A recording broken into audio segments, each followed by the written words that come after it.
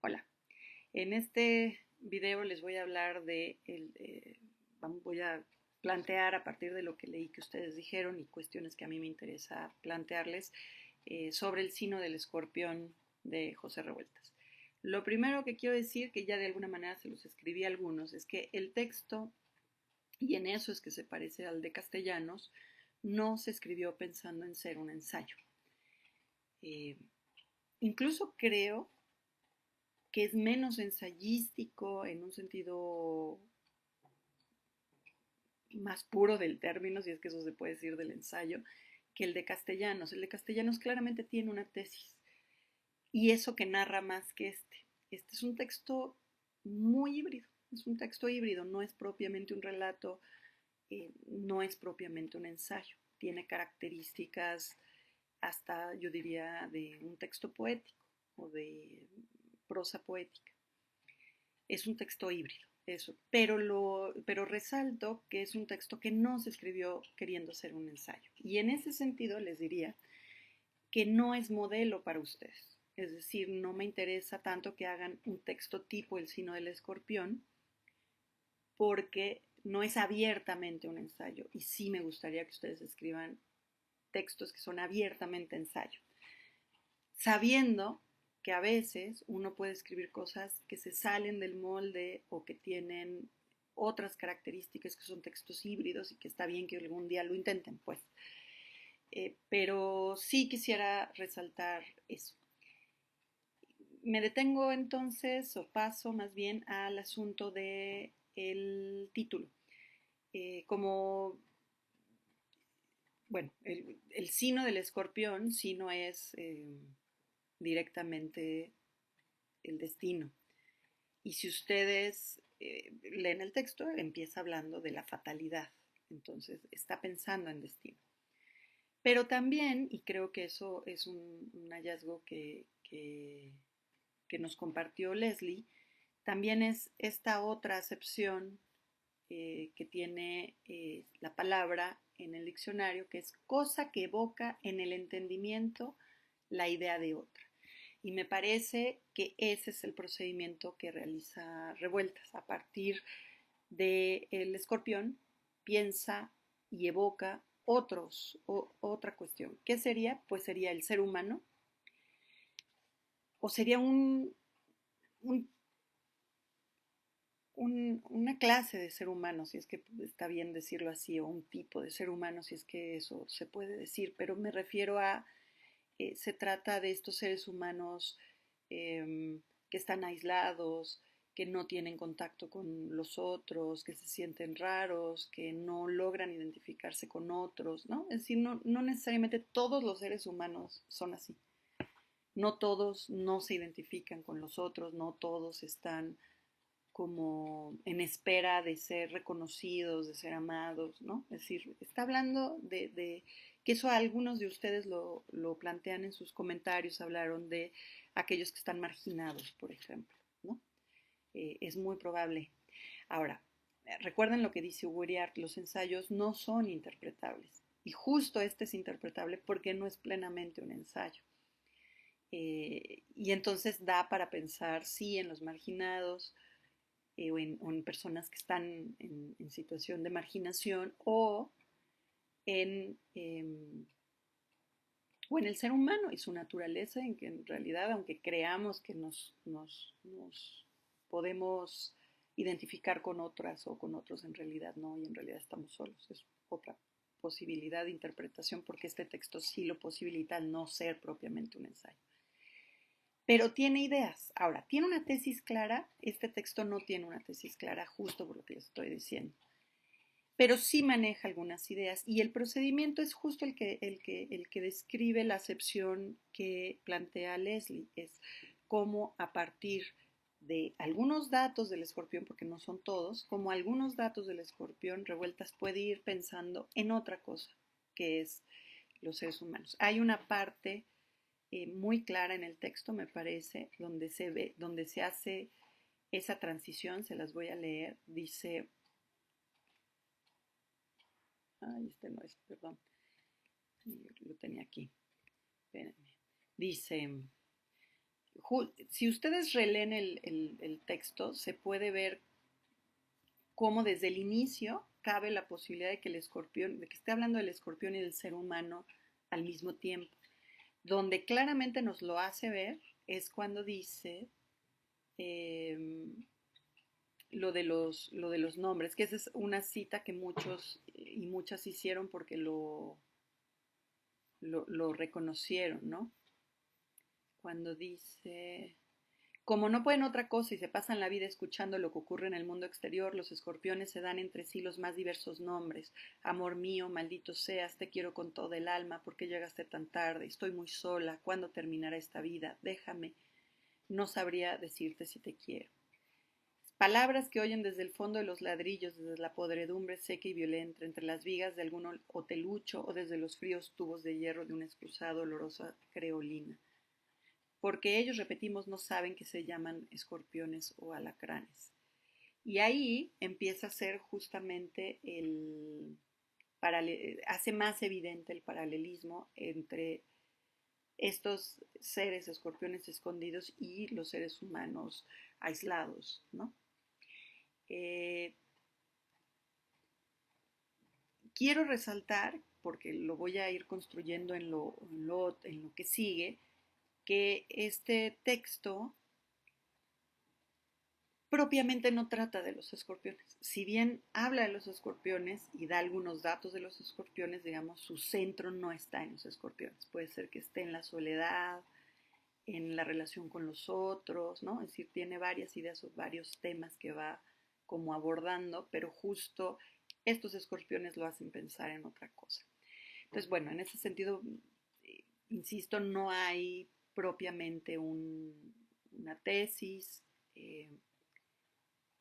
pero sí hay, y esto es un ejercicio mental, un procedimiento de relacionar. Está relacionando ciertas características del escorpión con ciertas características del humano. Y habla entonces de ambos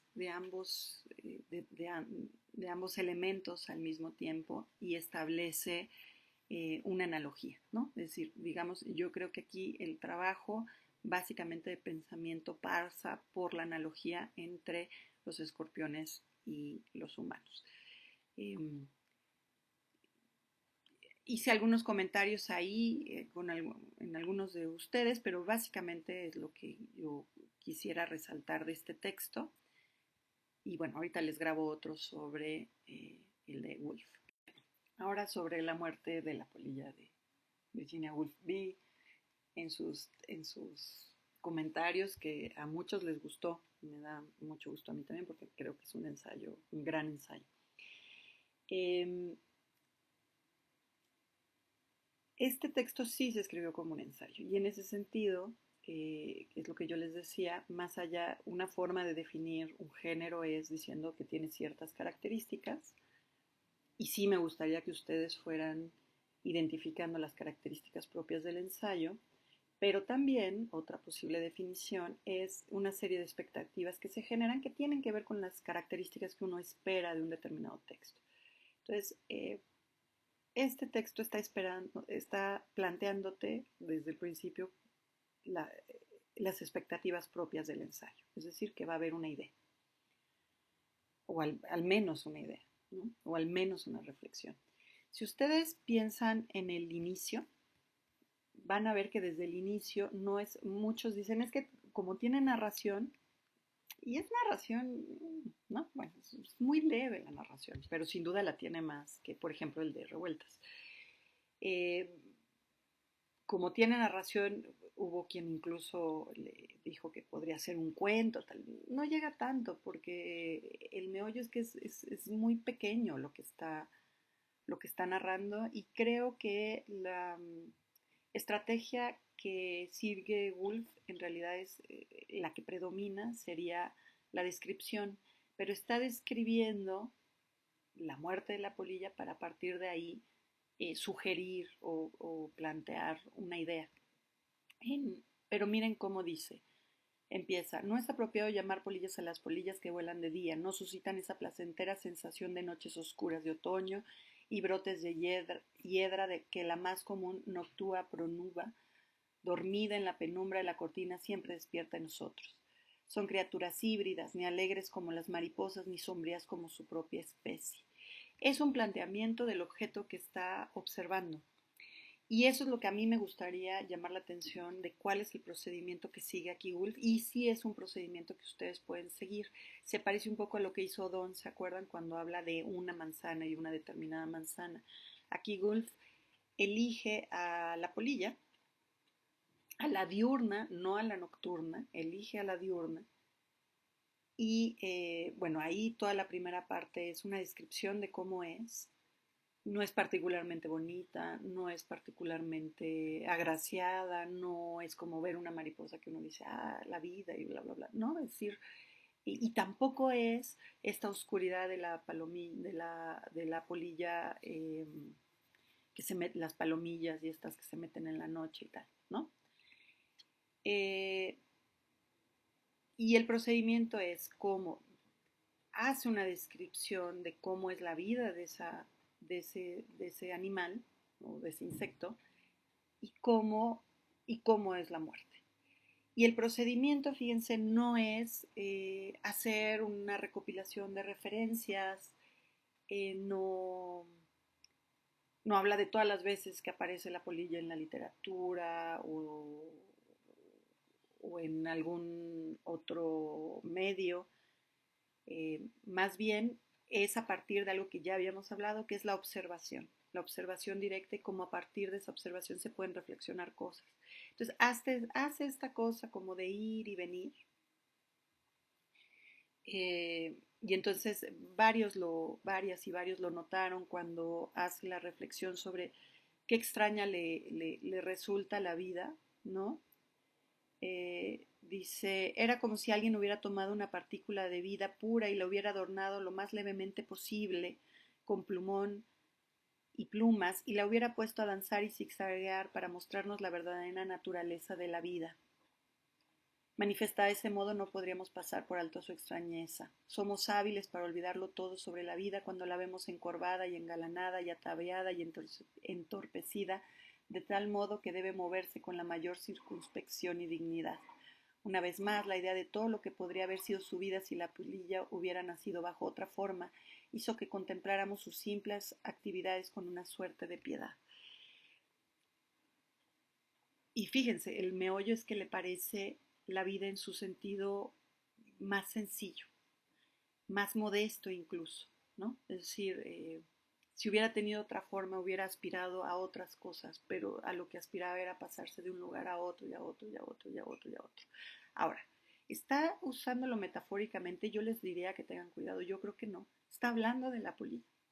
Y sí está diciendo que su vida es la manifestación. Piensen que compara este ser así pequeñito, insignificante, etcétera, con la visión que tiene en la ventana, que es una visión así de los campos grandes, del árbol, de los pájaros, esa imagen. Yo coincido con Sofía Mejía en que es muy bonita cuando se levantan los pájaros negros y luego regresan.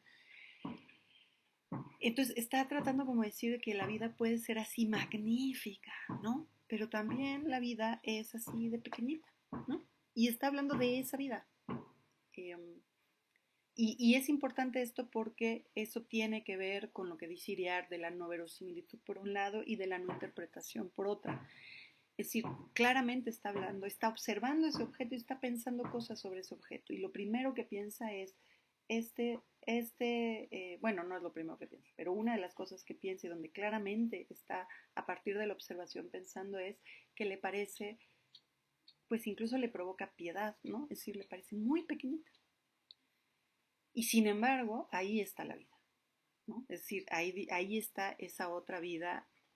Es la misma vida que lo magnífico y lo grandioso y lo grandote, ¿no? Y luego está, cuando ya muere, ¿no? Hace otro que me parece que es una de las reflexiones más importantes. Dice,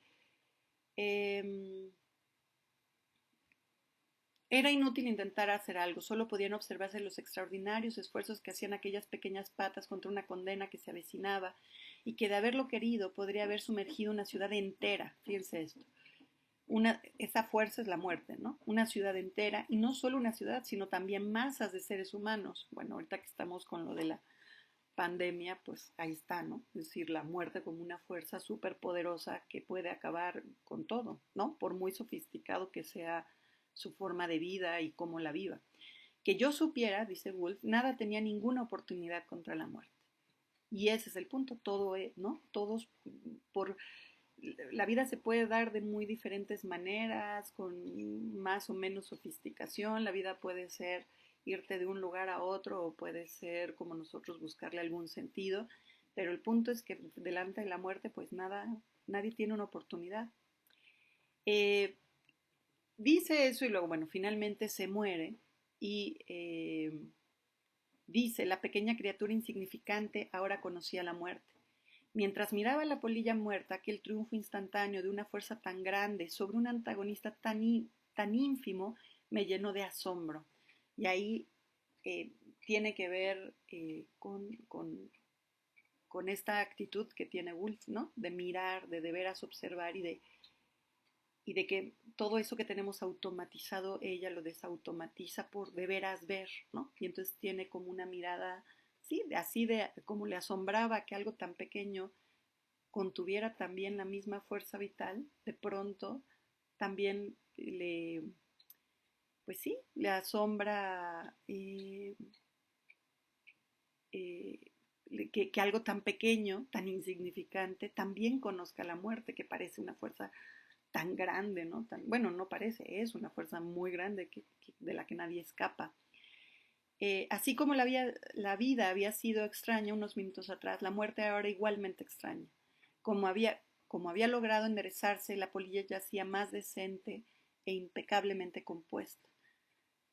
Ay, sí, parecía decir, la muerte es más fuerte que yo, ¿no? Y entonces hay como una aceptación de esto. Es algo que ve la ensayista en la actitud del cadáver, pues, ¿no? Que es la aceptación de que la muerte es más grande que nosotros, ¿no? Y esa podría ser una tesis, sin duda. Eh, lo que demuestra al final es eso, ¿no? Por muy insignificante que sea esa vida contiene el mismo poder, digamos, que todo lo demás que llamamos vida, y estamos todos, igual que ella, susceptibles de ser, bueno, no hay de otra, vamos a ser vencidos por la muerte, todos, ¿no? Todos, con inteligencia, sin inteligencia, con siendo bonitos, no siendo bonitos, etc. Eh, Ahí yo llamaría la atención para que ustedes lo trabajen en dos cosas. Eh, la observación y cómo a partir de la observación se pueden llegar a ideas. Y dos, aquí de nuevo se hace de alguna manera una analogía, también funciona por analogía en relacionar la vida de fuera, por ejemplo, con la polilla, relacionar la muerte de ella con la muerte, ¿no? La muerte de ciudades, de personas, etcétera. Este sí es un mecanismo que podrían ustedes seguir, aunque creo que ya muchos ya lo han hecho y sería bueno que intentaran lo que hace Zapata, que ya voy para allá. Bueno, voy con Zapata, de las virtudes, breve historia de las virtudes perrunas. Este es un ensayo mucho más, yo no diría convencional, porque, bueno, hablar de convencional en el ensayo es complicado, pero es un ensayo más en forma y tiene muchas de las características que actualmente se le conceden al ensayo, que tiene que ver con, eh, es otra posibilidad pues de metodología que no pasa solo por la observación, sino que tiene que ver con la experiencia, que tiene que ver con el conocimiento que nos dan los libros, las referencias históricas, ¿no? Por ejemplo, que hable de la estación en Tokio y la escultura.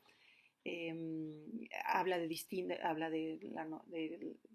texto de Jack London, habla de textos autobiográficos, ¿no? Es decir, hace como, incluso habla de César Millán, hace como, eh, y que no pretende agotar las fuentes, Ahí faltan muchas referencias de textos que hablan de perros. Hay uno, por ejemplo, de, de Thomas Mann, por ejemplo.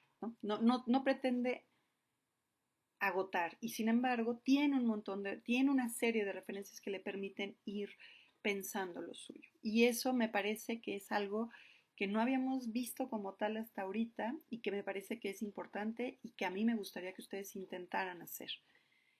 Vean la gran variedad, no es que sea infinita, pero tiene una variedad importante de, eh, de referencias que creo que sí le da, es un paseo de otro tipo, es un paseo intelectual.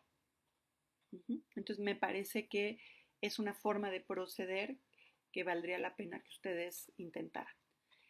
Y en ese sentido era mi pregunta con respecto a en qué es diferente a los otros dos, ¿no? Bueno, uno es, creo que lo notaron y muchas y muchos lo dijeron, tiene que ver con su estructura más, bueno, para empezar, no toma, como en el caso de Woolf, una anécdota y a partir de esa anécdota reflexiona. No toma un objeto y lo está mirando y mientras lo mira hace una serie de reflexiones, ¿no? Sino que tiene una mirada como más panorámica, digamos, del asunto y va recorriendo distintos estadios. Ahora, ¿qué virtudes les pone a los perros? Me parece importante que ustedes vean que, bueno, empieza con la clásica, que eso es interesante. ¿Qué se ha dicho de los perros? Pues que son fieles. Y pone dos ejemplos de fidelidad canina. La de Argos, que es una referencia literaria a la Odisea, que bueno, hasta no, o sea, puede morir en paz porque reconoce a su amo. Y la del perro japonés que hasta tiene su estatua, ¿no? Que sí existió, es una referencia real. Ahora, el meollo y lo que ella cuestiona un poquito después es qué tanto de veras lo hizo por fidelidad y qué tanto la idea de fidelidad no es una idea que construimos nosotros, los seres humanos, ¿no? A lo mejor nada más es porque quiere comer, ¿no? Luego, a partir de ahí, se va a el asunto que varios de ustedes bueno, no, luego de eso habla de características que son más ficcionales de los perros. Y ahí no está hablando propiamente del perro como una especie o como un animal que todos podemos observar, sino que está hablando de cómo literariamente o cómo culturalmente hemos construido al perro. Y por eso lo de Jack London le sirve, sí, para hablar de eh, también habla de fidelidad y eso, pero dice, bueno, ahí el meollo es que le otorga capacidad de imaginación. Bueno, eso tiene que ver con cómo los seres humanos miramos a los perros, ¿no? Cómo los humanizamos o cómo les damos ciertos elementos. Y de ahí se va el asunto de las relaciones amorosas con los perros, ¿no? Cita a la autora esta que hace un texto autobiográfico en donde el parámetro de su vida y de sus etapas no son otros humanos ni son hechos históricos, sino son los perros que tuvo. Y fíjense cómo eso es un argumento. Es decir, ¿qué tan importantes son los perros en nuestra vida? Que hay gente que puede medir las etapas de su vida a partir de los perros que tuvo y no tanto de otro tipo de referentes. Eso es un argumento. Que exista eso es un argumento por ejemplificación, como bien notaron varios de ustedes, o Don entre ellos. Y luego se va dentro de esa misma idea del amor que le profesamos, al amor que le profesa, y no es tanto si vean que ahí ya está hablando de la relación de los seres humanos hacia los perros y no tanto de los perros como tal. Y ahí habla de la relación que tiene este personaje, ¿cómo se llama? Eh, espera, Ackerley, ¿no? Que tiene su libro Mi perra Tulip, en donde habla pues del amor y ella dice, bueno, ¿será que estaba sustituyendo ahí el amor? Bueno, ¿de qué era amor? Dice ella no le va a quitar eso, ¿no? Podría ser discutible, pero ella no se lo va a quitar porque pues al final, si el tipo los días más felices de su vida fueron con su perra, ¿por qué vamos a cuestionar que eso sea así, ¿no?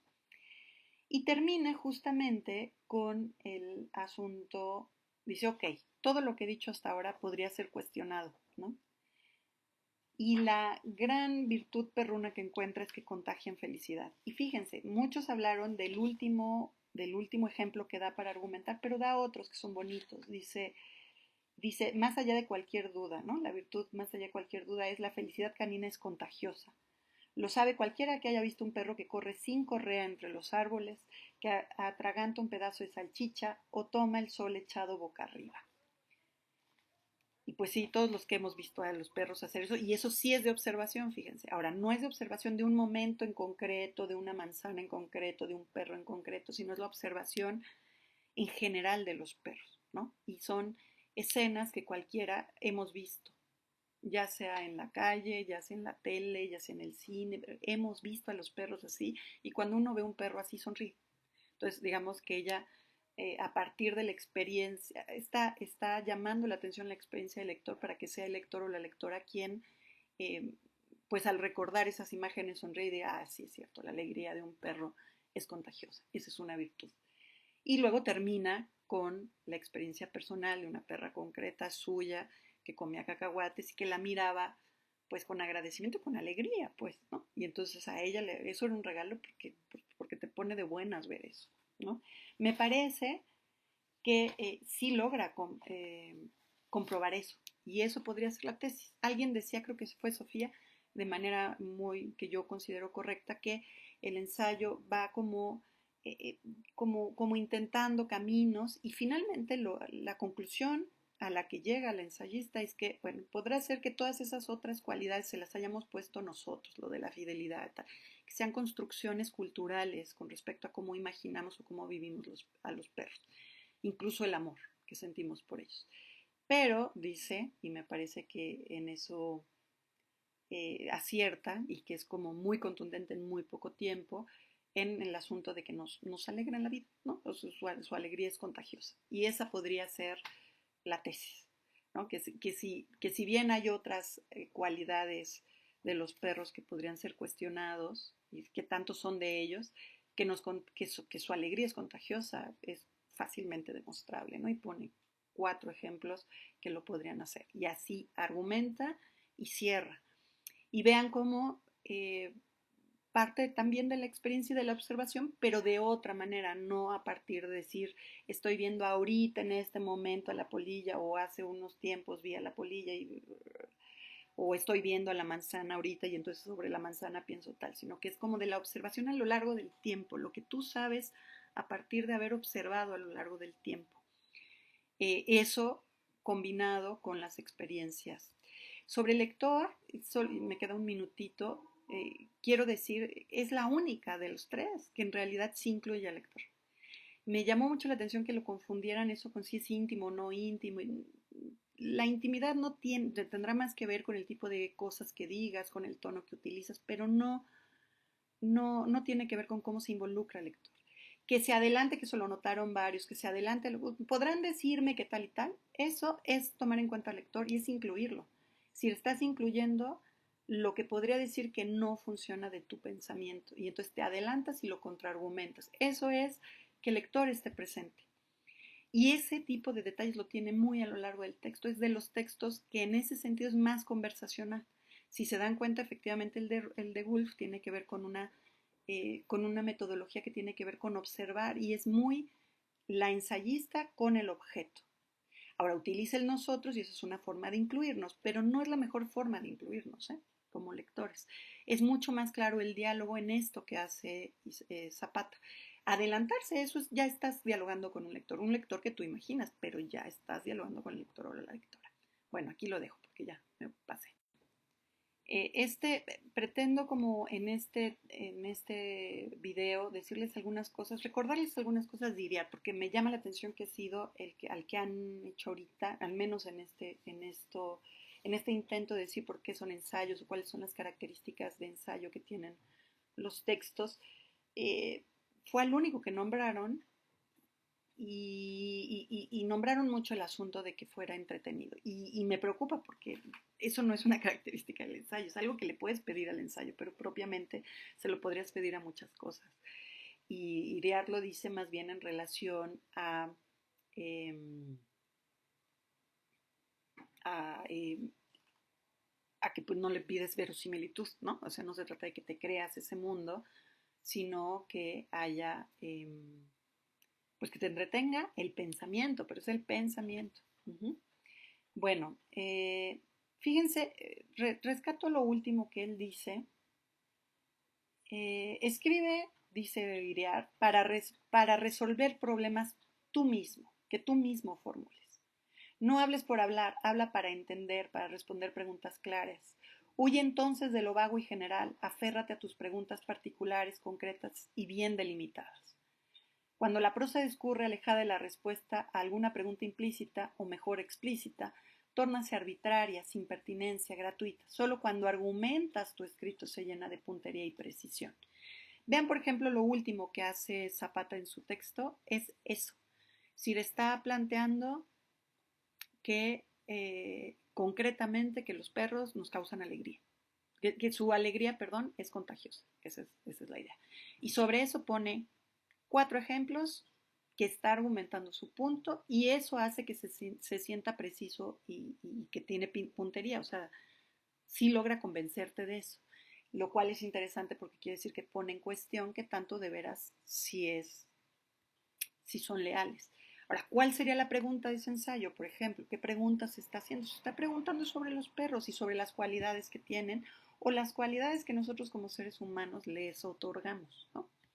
¿Qué preguntas está haciendo Wolf? Piensen, cuando está observando a la polilla, se está preguntando efectivamente sobre de qué manera algo tan pequeño, tan insignificante, tan poco, que valoramos tan poco, que nos llama la atención muy poquito, puede ser o puede representar a la vida frente a la muerte, ¿no? Entonces está preguntando sobre la vida de ese ser y luego se pregunta sobre la muerte de ese ser y que la lleva a la muerte de todos, ¿no? Eh, Dice, escribe ensayos porque, según decía Sócrates, una vida sin interrogatorios lanzados en todas direcciones no es digna de ser vivida. Piensen que incluso en algún momento directamente Woolf plantea una pregunta. Y yo ahí entonces pondría, a ver, ¿cómo distingo que un ensayo es un ensayo? Pues porque hay ideas. Y si hay ideas, entonces hay preguntas, hay argumentos. Entonces ese tipo de elementos es lo que quiero que empiecen como a buscar. Otra cosa que quiero como clarificar es, una tesis es una afirmación que en teoría se comprueba en un ensayo, aunque sea, digamos, un poco artificialmente y no como en un tratado, ¿no? Pero tiene que ver con, y si es una afirmación, chicos, no puede ser la muerte. La tesis es sobre la muerte. Ajá, ¿qué de la muerte? La muerte puede ser un tema, la vida puede ser un tema, el perro puede ser un tema, las virtudes de los perros son un tema, pero no son una tesis. La tesis sería una afirmación. Por ejemplo, es indudable que la alegría de los perros es contagiosa. Eso es una tesis.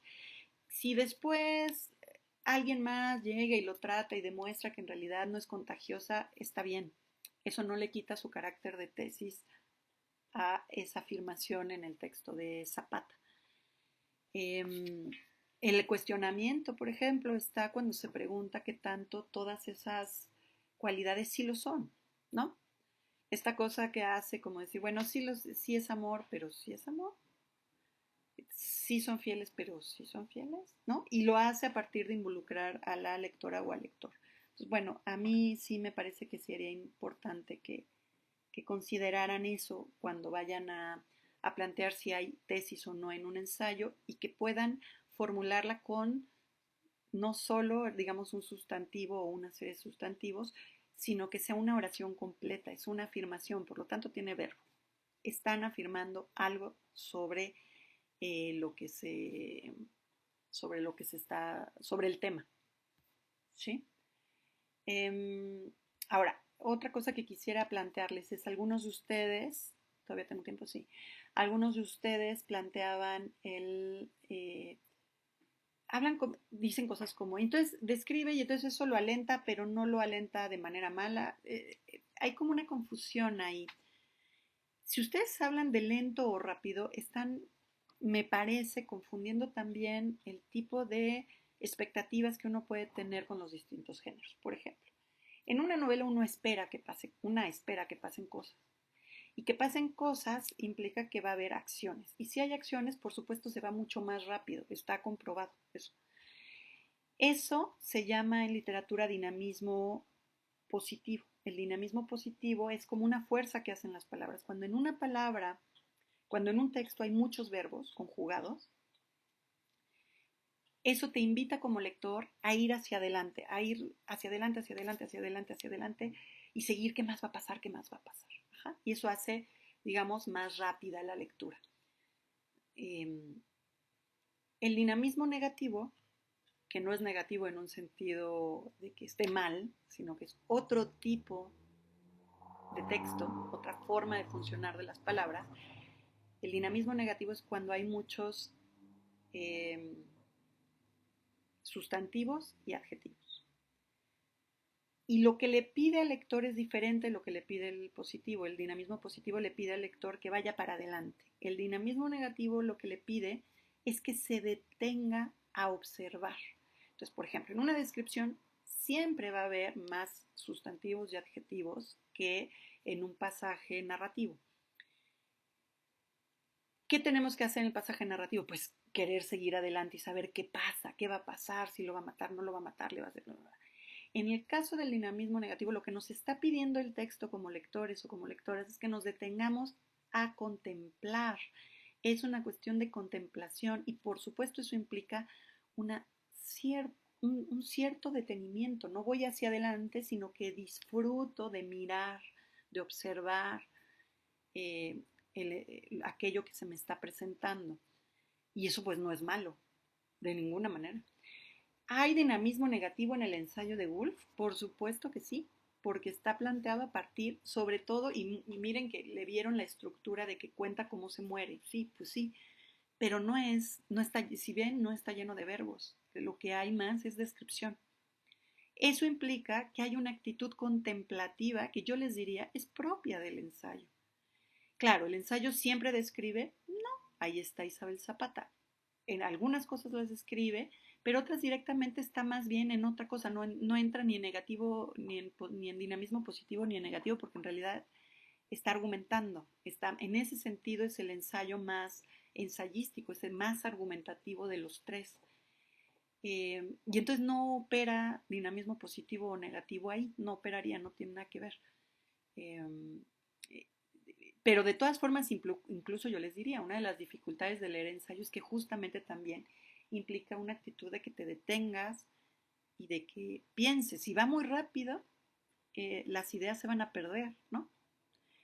Entonces, bueno, yo les diría que este asunto de la velocidad es un falso dilema, ¿no? Y lo que les diría es, más bien, vean qué les está pidiendo el texto. Les está pidiendo que se detengan a observar, les está pidiendo que se diviertan con una anécdota, les está pidiendo que sopesen ideas, etcétera, ¿no? Bueno, hago un resumen así en el minuto que me queda de cómo en Woolf el procedimiento es mirar de manera contemplada, o sea, tener una actitud de contemplación con respecto a la realidad y a partir de ahí pensar cosas sobre la realidad. Y en el caso de Zapata es una mirada como más generalizada, que abarca más, donde no necesariamente se trata de mirar propiamente, sino que la observación fue antes, fue previa, y nos están planteando una serie de consideraciones sobre esto. Y el procedimiento efectivamente es a partir de ejemplos que yo les diría, en realidad el de Woolf también es un ejemplo. La polilla es como es un ejemplo de cómo la muerte es una fuerza que nos rebasa a todos por muy pequeños o muy grandes que seamos. Tiene la misma fatalidad, digamos, en algo muy pequeño que en algo muy grande. Bueno, hasta aquí lo dejo.